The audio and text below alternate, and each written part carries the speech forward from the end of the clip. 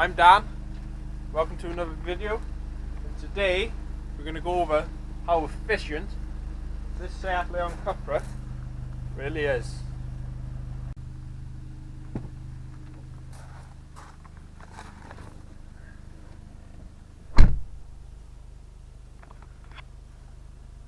So then guys, I've recently just filled up the car. I filled it up yesterday and I drove it home, so I've done a few miles in it, but let's just check. We've got 335 miles. As you can tell on the right corner there, that's with a full tank. Pretty much, you know, give or take, I don't know, I live about 10 miles away from the petrol station, so we'll say around about 350 I've got, ish. Obviously that's going to drop the harder you drive it, but it will not increase the, you know, if you don't drive it as hard, it will not increase the miles. That is the maximum miles you're going to get out of this car. It'll only go down. But yeah, that's pretty good, to be fair. 300. I never do that many miles on a full tank. Never. As you can tell, I don't know if the camera can see that, but down there, 312. That was 2 fuel stops ago, if that makes sense. So that's on average around about 165 miles to the tank.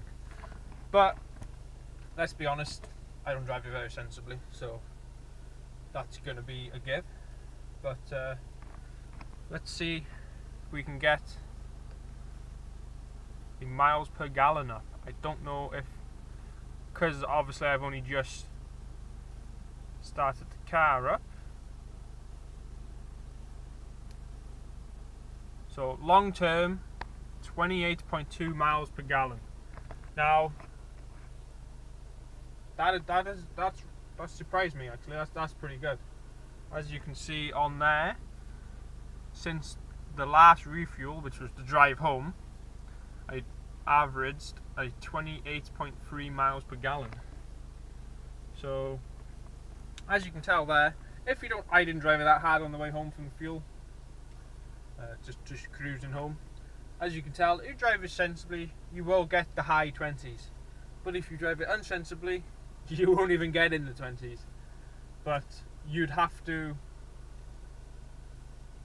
proper drive this car hard for a long period of time to drop it below the 20s. Which, to be fair, for a 2-litre turbocharged car, 28 miles to the gallon, driving it sensibly, it's reasonably good. I will give it that. But yet again, if you don't drive it sensibly, it's going to drop, and it'll drop dramatically in this kind of car. Now another thing, this depends on the petrol station you go to. I go to it's just my local one down the road. It's called Stan's. I think it's a Texaco. I could be wrong, but it takes about 60, 65, 70 quid to fill the car up to the brim. That is going to depend on the petrol stations you go to. Some are going to be cheaper, some are going to be more expensive. But I find in that petrol station there, I could be wrong, but I think it's about 113, 114 a litre. I could be wrong, but yeah, 60 quid is around what I spend. I do it so it's just 1, maybe 2 bars, so I don't always let it go so I've only got 30 miles to go, just in case. You never know, it could be an emergency, petrol station could be closed, then we're stuck, aren't we? But that's usually about how much it costs me to fill up this car. 60, 65 pound. Depends. If you live in a well built up area, they're probably going to charge more, aren't they? So yeah, that is how much I fill up my car. Now a lot of people say, or not say, have asked if driving it in comfort mode or cupra mode, does that make a difference on your fuel intake? I'm going to say, you know, your average MPG. Well, I'm going to say, in my experience of owning the car for a year and a half, no. It doesn't really make much difference. You put it in comfort mode, you're still going to want to thrash it every now and then. You put it in cupra mode, you're not going to want to, thrash it all the time. It doesn't make that much of a difference. It's going to be 1-2 miles per gallon at the most on average. Fuel consumption, yeah, that's probably going to take a bit of a hit, but you pay for what you get, and you want to put the car in cupra mode all the time. I've driven around probably the first 3 months in comfort mode. Since then, I've had it in cupra mode, and I've had it in the sport manual all the time. It's a lot more fun. You're more engaged in the car. But yeah, that takes us on to the next topic. Does having it in drive make much difference to having it in sports? Now, as you can tell, the revs increase then from 950, 800 by the looks of it, up to about 1100 RPMs. But yet again, I just knock it over into the manual, just over like that. Doesn't matter if you have it in sport or if you have it in drive. In my opinion, you might as well just have it in sport because you're going to have more fun. But having it in sport or drive doesn't make much of a difference if you're going to have it in manual. Now, if you have it in the automatic, then I would probably say drive is going to be the better option, because when you have it in sport mode and it's an automatic gear changes, it will not change revs until you at least get over 4,000 RPMs, at least. Some of the times it won't even change revs until you get 6.5. Now that's gonna, I'm not gonna swear, but that's gonna do a lot of damage to your fuel and your miles per gallon. So I would say, if you're having it in automatic, I'd put it in drive. But if you're doing it yourself, just put it in sport. Now, another question I get asked about this car is, how often do I have to put tyres on it?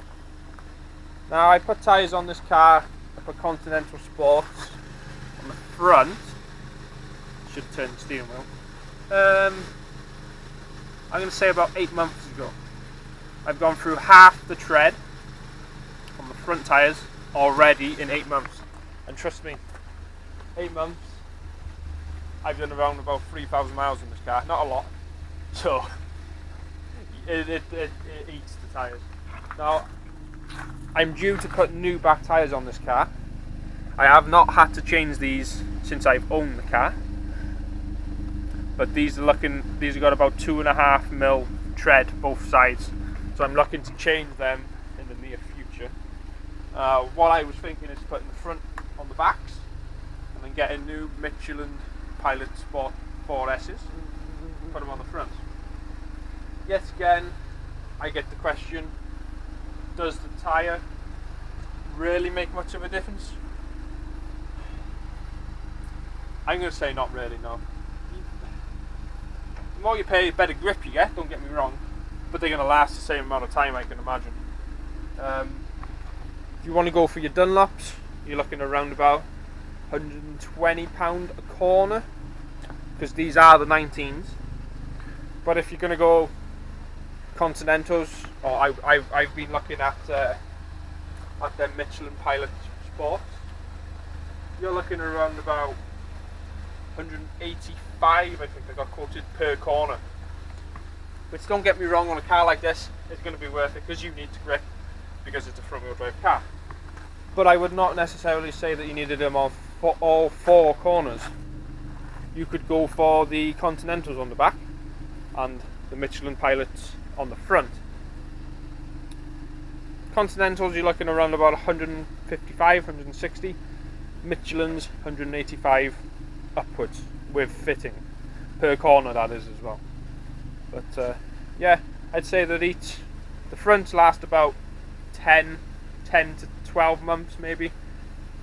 If you've driven this as a daily, it's going to last you 6-8 months, if that. But the backs, so far they've lasted me a year and a half. I believe that they were new when I bought the car, so a year and a half. So what's that? Let's say 18, 19, 20 months for the rears. 8 to 12 months on the front.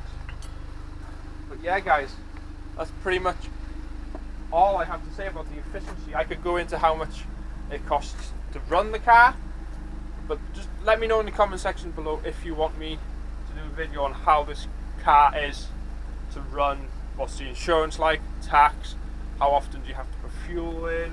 I've just gone over how often you have to change the tyres, you know, servicing costs, what's it like going through an MOT, but that is specific on a car. But yeah, leave a comment below if you want to see a video on that, but also leave a like on this video and go and subscribe. Thanks guys.